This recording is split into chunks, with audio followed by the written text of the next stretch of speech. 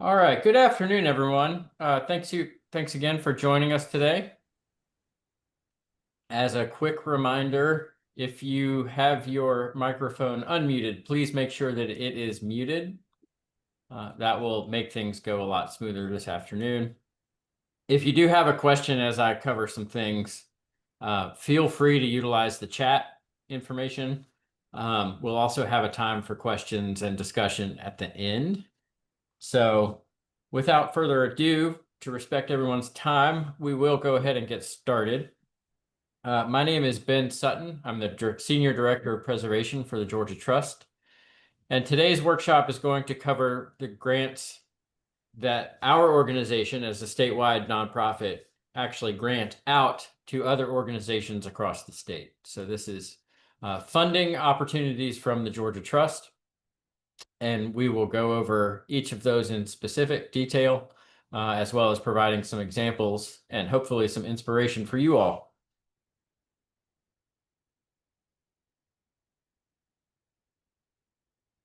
And again, just a brief agenda. I do want to cover eligibility. There are some specifics that you need to understand. Again, overview of all three of our grant programs. We'll go over the grant cycle, sort of the timeline and what to expect in terms of timing. As well as what you can be doing right now to prepare your organization for a successful grant application process. And again, we built in some time for questions at the end. But if they arise, feel free to go ahead and drop them in the chat. So for anybody that is here for your own house, I want to go ahead and mention this off the top. So that you can drop off the call if you need to. We cannot fund private property. So our grant programs are not available for anybody's historic house. If you have a historic store, anything that is private property that is not affiliated or somehow directly connected with a nonprofit organization, our grants will not be available to you.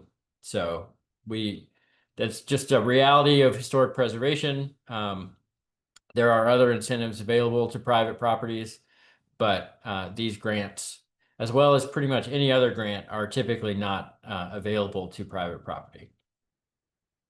Another sort of basic threshold is that your properties and your projects should be listed in the National Register or eligible for the National Register. So frequently, they have already been listed, depending on where you are. If you have not been listed in the National Register, that's certainly not a deal breaker, but we do like to consider eligibility when considering the projects that we would like to fund. There is a formal process for this review. We do not require that. That goes through a separate office in the state government of Georgia. We make those eligibility determinations at the staff level. So I want to make sure that you understand that if you're already listed in the National Register, that's great. If you're not, that's certainly not a deal breaker. But if at the staff level we determine that the project or the property would not be eligible for the National Register, too many things have been altered, too many, too much of the building is missing, then that may be a determination for why we can't provide funding. The other thing to keep in mind is that we are really focused on quote unquote bricks and mortar. So not solely bricks and mortar, but we are focused on the physical preservation of spaces.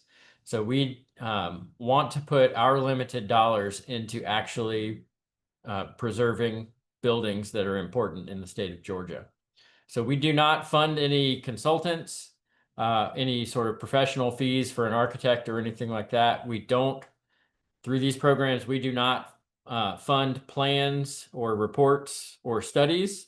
All of those are important and they can be really significant steps in a process, but we have limited funds and we have determined that the best use of those funds is to put them directly into the buildings themselves. We also do not fund archives or conservation of artifacts. So again, focused on buildings that are tied to the National Register and tied to the history of our state. There are other grant programs out there through other organizations that are focused more on the historic preservation of archives or artifacts, but that is not what we focus on in these programs. And typically, it should go without saying, the Georgia Trust for Historic Preservation will only fund projects within the state of Georgia. We'll go right up to that state line, but if you're in Chattanooga, Tennessee, you would not be eligible. All right.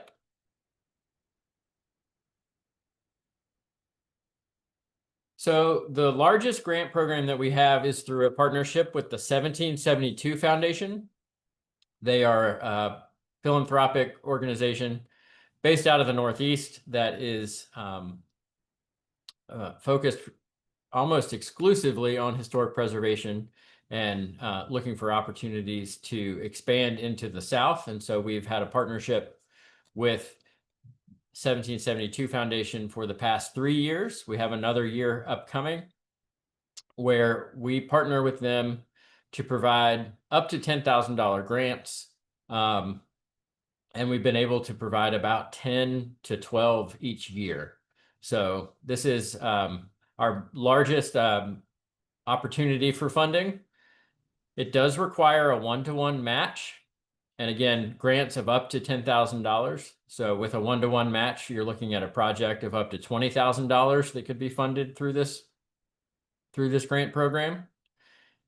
And this grant is specifically focused on exterior rehabilitation and stabilization. So again, we are not, while interiors are significant to historic preservation, often very important to the integrity and history of a house or a building, we are primarily focused through this grant and our others in making sure that the building is in good shape and that whatever is on the interior is being protected by the exterior. So this program will fund roof repairs and replacement, exterior painting, finishes or surface restoration of, pardon my typo, porches, windows, repairs to foundations and sills.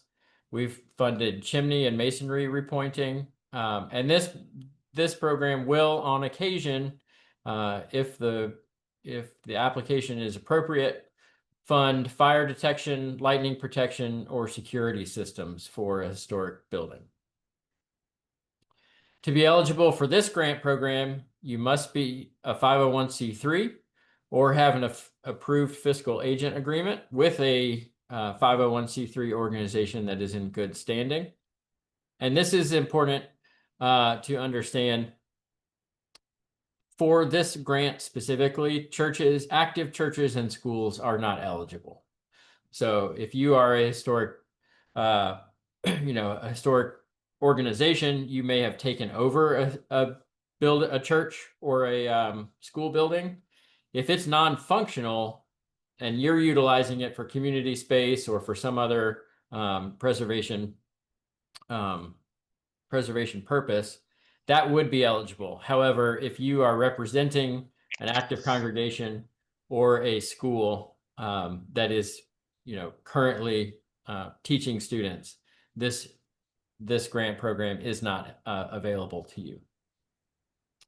And for 1772 Foundation grants, we are looking for sites to have a recent conditions assessment. We'll cover that in a little more detail later. But basically, within the last 5 years, some level of holistic report about the condition of the building.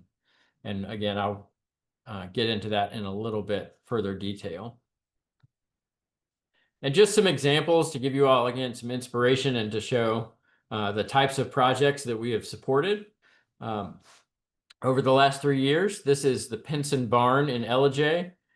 This is a barn that sits in a city park, but the Friends of the Park were able to fundraise around the preservation and restoration of the barn as a historic site tied to the original family that owned the land.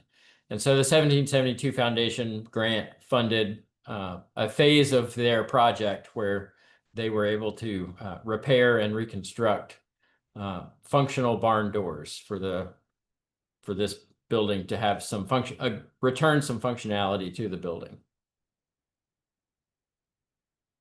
Over in Tucker, we funded a chimney repointing and stabilization. This is at the Johns Homestead. This was one of our places in peril a few years back.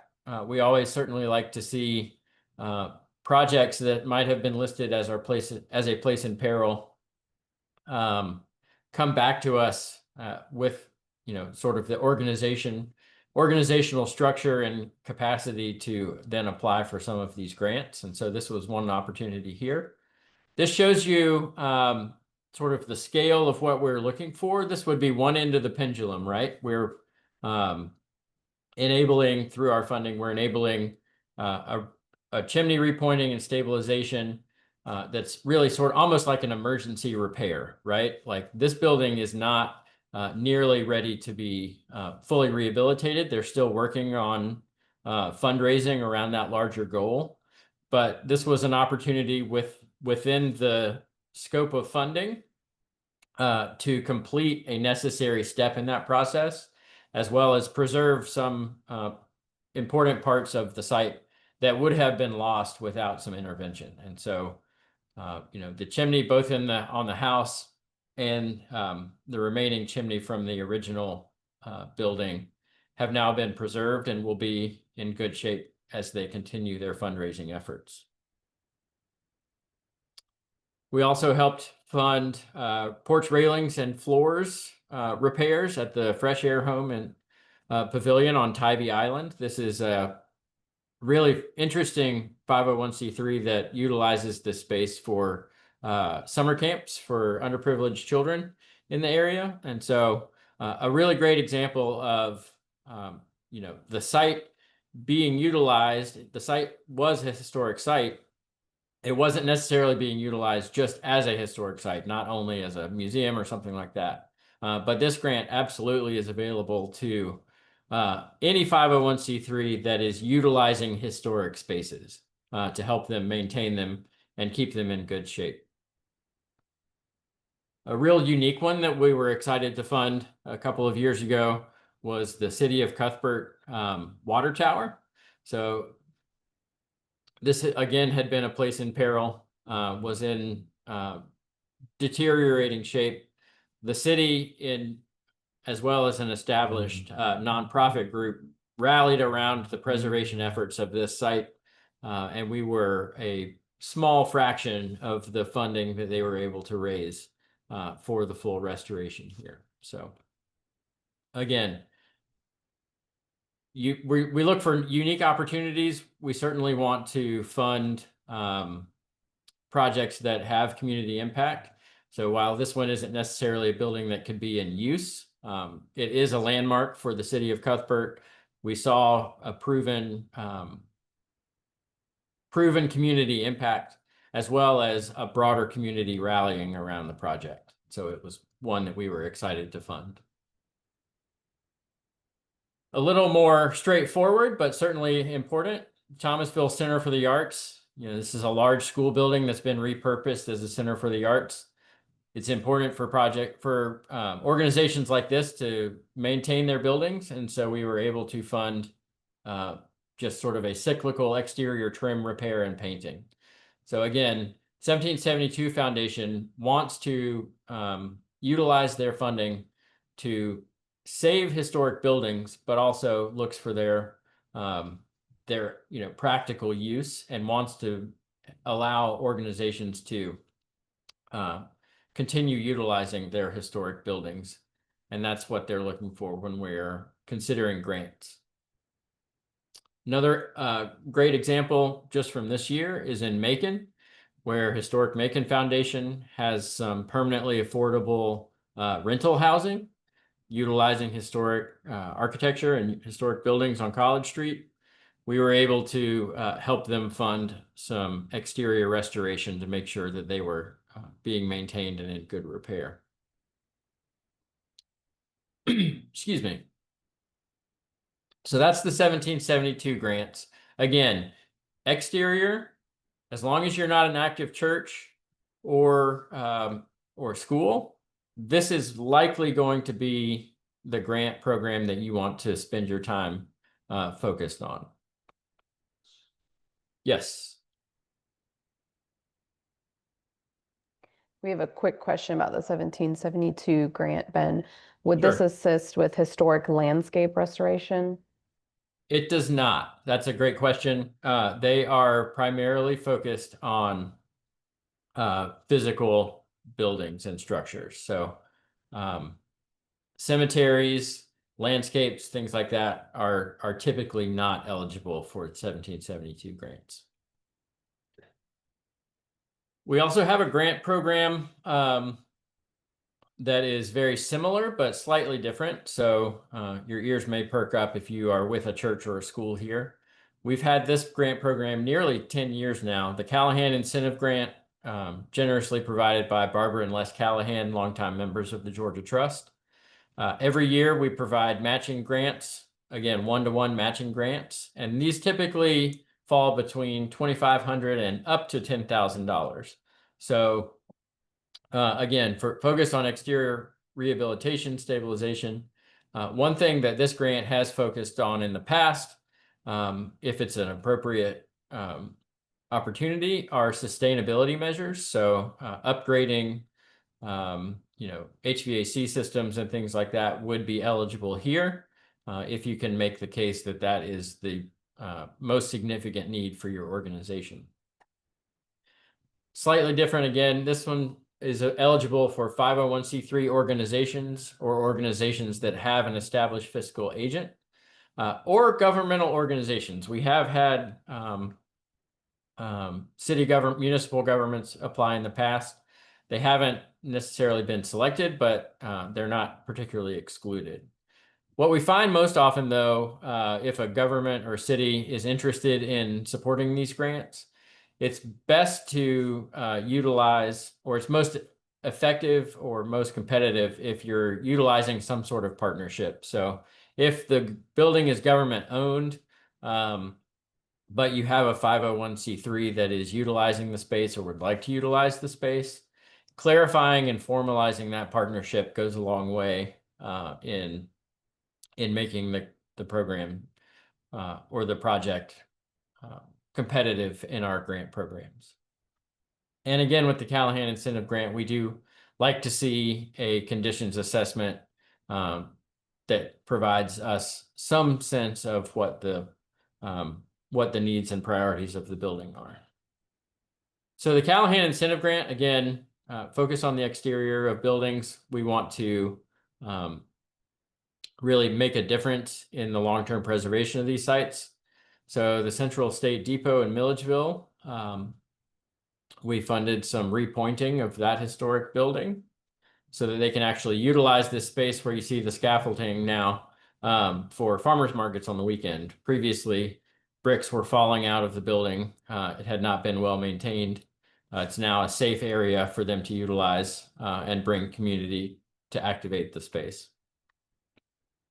On the smaller scale, again, these grants can go down to $2,500. So with a match, you're looking at a $5,000 project.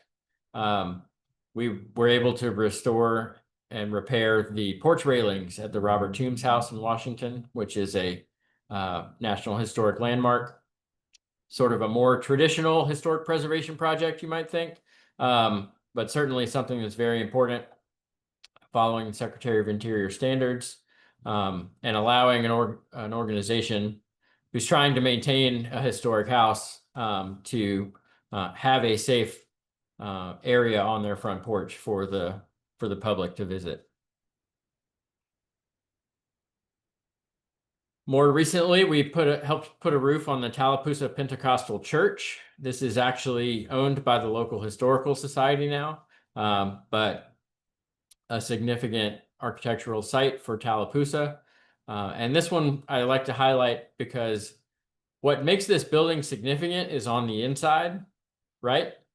We're not funding any restoration of this exquisite ceiling on the inside. But most importantly, we don't have to fund it because they were proactive and asked for funding for the new roof, as opposed to letting the old roof get so bad that they were then having to address the interior. So we were impressed with their forethought, with their, asking for the right things here, as opposed to letting things get too bad down the road where they may not have been eligible. So preserving this type of interior before it gets in bad shape is certainly something that we're excited to do and would like to do. And then particularly with this funder, but I'd say that this is true for all of our grants, the opportunity to come in and be a part of a larger project is certainly something we would be excited about. Callahan Incentive Grant in particular looks for and considers projects that are undertaking a large project and are close to finishing. So there might be an opportunity to wrap up one last thing or one particular detail that would be really significant to the restoration of a site. And this is a prime example. The Cherry Grove Schoolhouse in Washington was one of our places in peril. It was a nonprofit organization focused and formed entirely towards the restoration and maintenance of this site. And so at this stage of the project, they approached us for a Callahan Incentive Grant, and we were able to be a part of the fundraising effort that got the project to its finished state. So certainly, if you are in that situation where you are mid-project or you have a large project and you know you need a little bit more to get over the top, the Callahan Incentive either 1772 or Callahan might be the right fit, but the Callahan Incentive Project that was really sort of formed for that purpose. And if you have specific questions about where you might be in that process or what we look for, then we're certainly always available for specific questions. And then finally, this is our brand new grant. New in 2025, we just awarded our first Wade and Mary Lou Mitchell African American Heritage Preservation Grant. So shorthand is the Mitchell African American Heritage Grant. But this one is up to $20,000 annually. This one is unique in several ways. Because we want to focus on the African American heritage, this one will fund exterior improvements to a historic site. We will also consider interpretive projects that contribute to the long-term preservation of a site that may no longer be extant. So there are certainly examples where some significant portion of African American history has been located. Their site is known, but the physical building may not be there. This grant is an opportunity potentially to provide and fund some interpretive work that would recognize that site and help to bring public awareness to that history. Very important to understand here, the Mitchell Grant is only eligible for City of Atlanta. It is geographically restricted. The other two that we've discussed are eligible for any project statewide. And I should highlight, there are, the Mitchell Grant focuses specifically on African American heritage. All of those other grants certainly will consider African American or other underrepresented communities. Certainly looking at the significance of the site is something that we will do and is important to us as we consider these projects. So I did want to clarify that. And again, for the Mitchell Grant, organizations must have a 501c3 designation or have an approved fiscal agent. And this one is brand new, but we are working under the assumptions that churches and schools, should they meet every other criteria, would potentially have eligibility here. So again, just this week, we had a really successful launch. The first recipient of the Mitchell grant was historic St. Mark's AME in the Vine City, or excuse me, the English Avenue neighborhood of Atlanta, where we will be preserving, helping with emergency masonry repairs to this exterior wall. As you can see, there are only exterior walls here, but this was a unique site that was significant in the Black community of this neighborhood and this city. And so the emergency repairs will ensure that the building as it exists will be retained and continue to be utilized safely as a community gathering space. So this one is really unique. Again, limited to City of Atlanta, but if you're in the City of Atlanta or know someone that is, this one is going to be a really great opportunity for Black history and preservation. So we'll go over the timeline. Hopefully after that overview, you've seen a grant program, one or two, that fits the bill for your project or your organization. So let's just consider the timeline. We're really at the early edge of beginning a new cycle. And so we haven't even opened up our 2026 grant cycle yet. We're really hoping that this early start will allow you all to spend your time strengthening your letters of interest and potentially your applications. So between now and September, you'll have an action list that I'm going to be going through, but our cycle will open in September, typically mid-September. We don't have a specific date.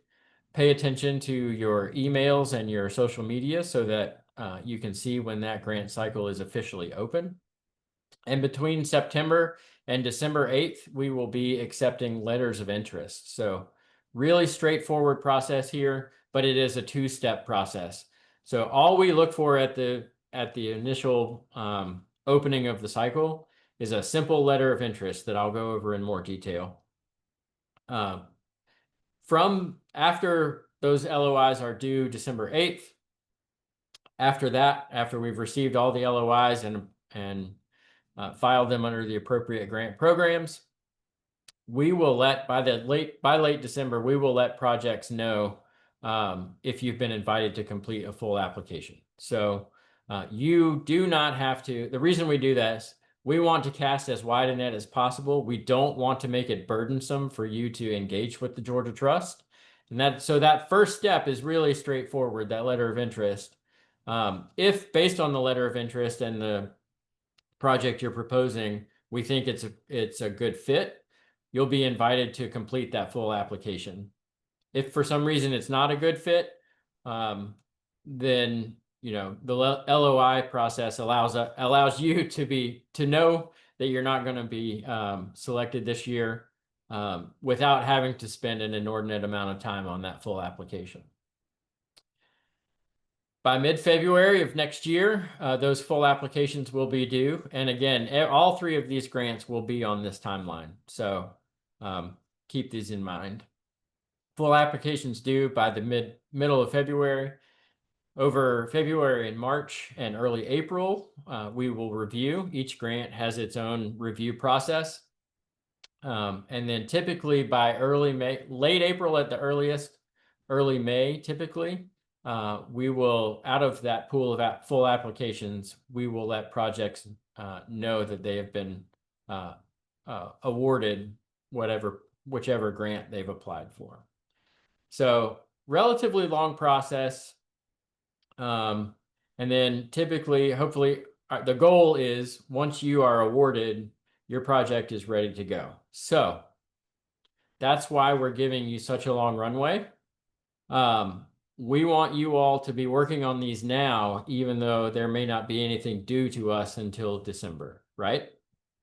So what are we looking for in a letter of interest?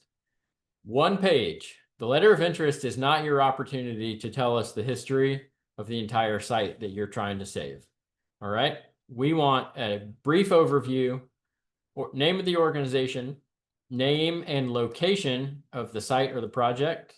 Often those are the same, but not always. So give us the opportunity to look up your site.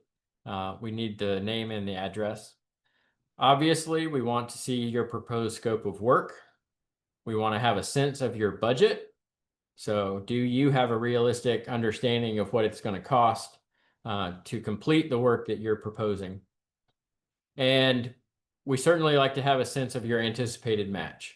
So the match does not have to necessarily come out of your, reserve funds. Not every 501c3 has $50,000 sitting in the bank. But if you're going to go out to your board and say, all right, we have an opportunity for $5,000, we need to donate a $5,000 match. Tell us that. Tell us we're going to seek specific fundraising around this match, or tell us we've already had somebody pledge X number of dollars. So obviously the easiest thing is to say we've budgeted for this project, we have X amount of dollars in the bank, and we're applying for this grant to supplement it. That counts as a match. The Callahan Incentive Grant will consider volunteer hours as a match. And there is a way to prorate those and by hourly rates. I'll be honest with you, though, that is a challenge. And given the trends that we've seen in preservation costs and construction costs, it's really hard to get much accomplished for a $25,000 to $3,000 grant if your match is volunteer time. We're really hoping to make some significant impacts with these grants. And so, a $10,000 or $20,000 project will make that type of level of impact. So I would encourage you to be considering, if the project is right, considering looking at the larger scale of those projects and looking for matches that will allow you to utilize the maximum amount of funds in the grant. And with the letter of interest, we're also seeking 5 to 10 digital photographs of your project. This is really important because you want your pictures to tell a story, right? If you've got termites in your foundation of your historic school building, if you send us 5 to 10 pictures of termite infested crawl space, and we have no sense of the larger resource, we have no understanding of anything beyond sort of the primary need, that's going to be really hard for us to determine eligibility and whether or not it's worthy of the grant. So allow those pictures to tell the story, right? At least give us a couple of pictures that provide an overview of the site and the building, but then also make sure to include details of the project area. But not just the rotten windowsills, right? So as you think through these grant programs and think about action steps, what you can be doing now to be ready, the conditions assessment is going to be really key. Not everybody has ever had one. A lot of folks have had one, but it might be outdated. So I would really strongly encourage you to be working on that now. It does not have to be a formal, large condition, expensive conditions assessment. If you have a volunteer architect in your community or on your board, absolutely feel free to utilize their services if they're willing to do something pro bono. We have examples of sort of short and sweet conditions assessments that we would consider as meeting that threshold or that criteria. If you have the opportunity to do a full professional conditions assessment, by all means, please pursue that. That's the best thing you can do to help prioritize, not just for this grant funding, but any funding in the future. If you are interested in looking for a professional for a conditions assessment, we do maintain a preservation consultants list on our website. It's linked there. You can also find it under the resources tab if you go directly to our website.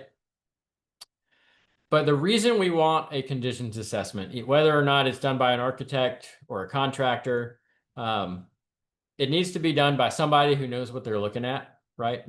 Understands buildings, preferably understands historic buildings, but they're going to take a holistic view of a conditions assessment should take a holistic view of the building. So what is the roof made out of? What condition is it in? What is the age of the building? What is the siding? All of the exterior treatments of the building. What are the conditions of the windows? What is the condition of the foundation? We're looking for all of those details to be considered. And the reason for this is we want to make sure that you all, as organizations, are asking for money for the right things, right? That you have your priorities in order. We don't want to fund a window restoration when there's a hole in the roof. Alternatively, you may have a conditions assessment done, think that you need a roof on the building, and someone with fresh eyes comes to look at the building and discovers a foundation crack that is much more urgent than a typical roof replacement. So this is a conditions assessment is going to allow you to ask for the right things, right? And it's going to allow us to have confidence that you are prioritizing the needs of your building. So if you have specific questions about conditions assessments, please feel free to follow up. But again, that is a resource for you to peruse for either contractors or architects. Now, I completely understand a lot of you are based outside of large metro areas. We are a statewide organization. We are familiar with working with folks in rural areas who may not have access to architects or contractors at the drop of a bucket. So if you have questions about even who to utilize or where to find someone, again, feel free to reach out to us. We'd be happy to help as much as we are able. The other thing you should be pulling together right now, well before an LOI, are cost estimates. So once you have a sense of what project you need funding for and what you're going to apply for, you need to have a realistic budget for that construction work. It needs to be from someone who is a professional. You can't just sort of ballpark it as a volunteer. There needs to be some understanding of where your numbers are coming from.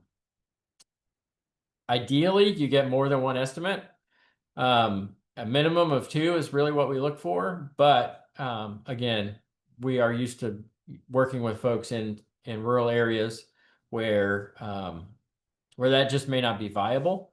But like any other good steward, we would like you all to be making sure that you're getting the best deal possible. That being said, we're not looking necessarily for the lowest bid number, right? We want some confidence, and we want you to have confidence that the contractors you're utilizing know what they're doing, know how to treat a historic building. And oftentimes that means that their estimates might be a little higher. But we are trained professionals. We recognize when something is supposed around the ballparks of what something is supposed to cost. So if you say, we're going to do 30 windows for a window restoration on all 30 windows for our $20,000 grant, that's not going to happen. It's just not going to happen. So we're looking for realistic cost estimates. That may require you to, depending on funding, scale back your scope of work. You may be in a scenario where you would like to restore all 30 windows, but with this grant and your current funding, you may need to determine which 10 windows are most in need of repair and restoration.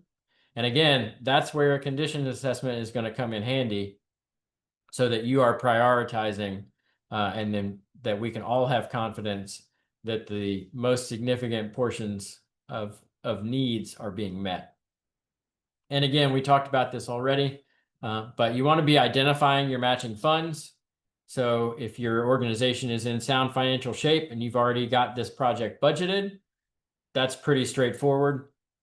If you are going out to other community funders, by all means, you can say, we're applying for this grant from the Georgia Trust. It requires a match. Will you fund the other half? So if you are a successful fundraiser, you find two find another foundation or another grant program and are successful with that, that certainly would count as the match for our grants as well. So in every step of this, but particularly in your fundraising, please feel free to get creative. Utilize the opportunities that are available to you. They may be different in every community. It may be from your board, it may be from the broader community, but look for opportunities for those matching grants or for the matching funds for these grants, even beyond sort of your own organization. And tied to that, you want to begin coordinated community support. As I touched on earlier, we definitely look for projects that will have a large community impact. As an example here, this is a Iron Truss Bridge at a cemetery in Athens that underwent a major engineering restoration. We were able to support that funding, but they did a great job.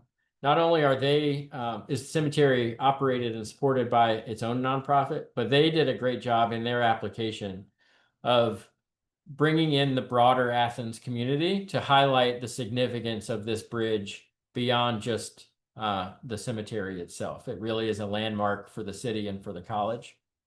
And so it's a great example of how they were able to tie in larger community impact. So if you can be in touch with your mayor, with your DDA, other organizations that might utilize the space or might want to support you as a nonprofit, pull all of those threads together. You don't necessarily need to touch on them. You can, sort of reference them in your letter of interest. But if you have a strong letter of interest and are invited to complete the full application, you will absolutely have the opportunity to provide letters of support. And so building out that community support for what you're asking for now is going to be a really important step in the process. So that's a whole lot of information thrown at you for 45 minutes. I hope you've taken something away, but we certainly do want to open the floor now for any specific questions that you have. Again, feel free to email me directly with questions. We will follow up. If you registered for this webinar, we will follow up with the slide deck and the recording, so you'll have access to all of that. But if you have a specific question, feel free to email me. Please familiarize yourself with our website if you haven't done so already, georgiatrust.org. And specifically to read more in depth about our grant programs, you can look under resources, grants, and fellowships, which is also there. And then if you don't already, please consider following us on social media, because we oftentimes will make public statements about, the grant cycle is open or your letters of interest are due on particular dates through social media as well as email. So, if you're not penciling them down on your calendar today, go ahead and add us on Instagram and you'll be able to see when those due dates fall. All right. Do we have any questions? Yes, we have a few questions in the chat. One is, are cemeteries currently eligible for any of these grants? That is a great question. 1772 Foundation, it is a tough sell for us to grant to cemeteries, and so I would not encourage you to consider the 1772 grant. The Callahan grant does not specifically prohibit cemeteries, and so I would certainly invite you to consider the Callahan grant for an LOI. And then the Mitchell grant within the city of Atlanta, I think I can see opportunities where a cemetery restoration would be eligible and competitive for funding. But the 1772 Foundation, I don't know that it's worth your time. Okay. There's another question about whether funds can be applied retroactively. Someone's currently working on an exterior restoration, but it won't be wrapped up, or it will be wrapped up by early next year. So considering the timeline, is retroactive application possible? So we do not fund projects that are complete. So I would say that if you are in process, if you are already funded, and you can see the end of your project, I don't know that that would be a very competitive application in this cycle. That's not to say that there aren't, I mean, I can foresee any opportunity, a lot of different opportunities for a project that is nearly fully funded or getting close to the end of a project, but you've identified a particular portion or phase, or maybe even just sort of the finishing touches that aren't going to get met by your budget. If that's your situation, and your project is substantially complete in March of next year, but you do have a sort of defined need beyond that, then I think that situation would be eligible. If you are going, guns a-blazing right now, and you're hitting all of your schedules and your bond budget, and you're already funded, and you're still going to wrap up in March, then I don't know that this would be the right fit. Okay, for the Mitchell African American Preservation Grant, you mentioned that it funds physical preservation as well as interpretation in some cases. In the physical preservation category, is that exclusive to exterior repairs only, like the other grants? Yes, we are primarily focused on exterior. Again, trying to make a significant impact to allow the building to be preserved, and buying time for other interior repairs. So exterior work only. Is AC installation eligible for the 1772 or any of the other grants? So we have funded air conditioning upgrades, HVAC services through the Callahan Incentive Grant. And that I should clarify, that's not just, our AC gave out and we need to replace it. That's really not the focus of the grant. What we would consider funding through that grant program is if you have gone through some sort of sustainability program, or you're looking to upgrade the efficiency of your historic building. And if you've got some guidance to point towards why you're making those upgrades, whether it's going to save you X amount of dollars, of your operating budget, you just want, it's part of a larger process to make your building more sustainable in the long term, that is something that could be eligible. Just sort of general cyclical maintenance of HVAC, or timed repair because you're at the end of a lifespan of a unit. That's really not the intent of that grant. Okay, does the Georgia Trust staff determine which grant is appropriate, or does the LOI need to specify that? So we would love for you to be confident and committed to the grant program that best fits your project. But if you are applying for a particular grant, and we don't think it's the best fit, we do reserve the right to just sort of bump you into consideration for a different grant. Typically, where we see that is, a church has applied for the 1772 Foundation. We'll simply take that LOI and put it into the pool for the Callahan grant. So if you have any questions about eligibility or about which grant program might be best, by all means, feel free to shoot us an email. We're happy to answer that kind of question. If for some reason you pick the wrong grant, that's, we're not going to kick you out the door just because of that. Okay, so questions about slides and recording, we will share that with everybody on the call. And we will also make this recording available on our YouTube channel for anyone who follows that way. Those are all the questions I see in the chat currently. If anyone has any other questions, feel free to drop them in there. Do we have any other grants? We do not. But I will say again, another reason to follow our social media is that Danielle does a great job of highlighting funding opportunities for preservation, even when they are not directly affiliated with the Georgia Trust. So there are limited grants available. That's just the nature of historic preservation. But the National Park Service has a strong grant program that Georgia's sites in Georgia have been very successful with. The National Trust has some traditional preservation grants available.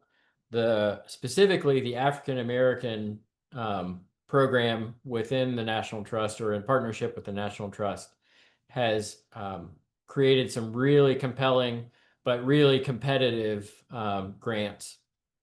The state of Georgia, not on a consistent basis, but when funding is available, also provides for historic preservation grants through the Historic Preservation Division.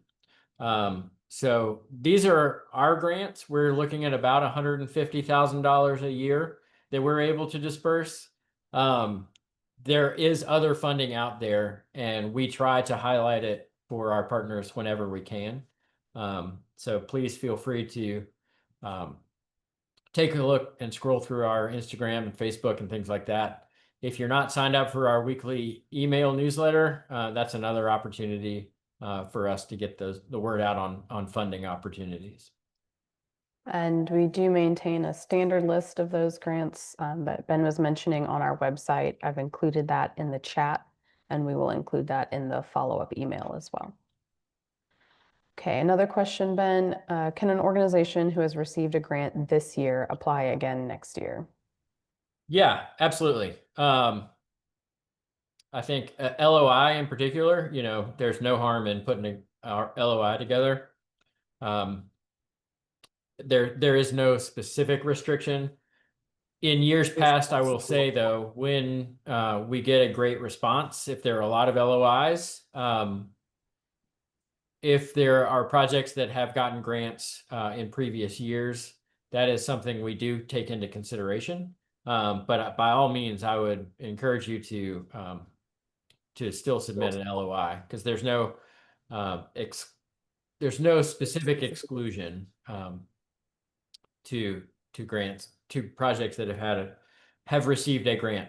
I will say, however, if you have a grant from the Georgia Trust and it's still outstanding, you haven't completed it, that would make you ineligible for a new round of grants. We need to see the success of the first one before we could fund a second round.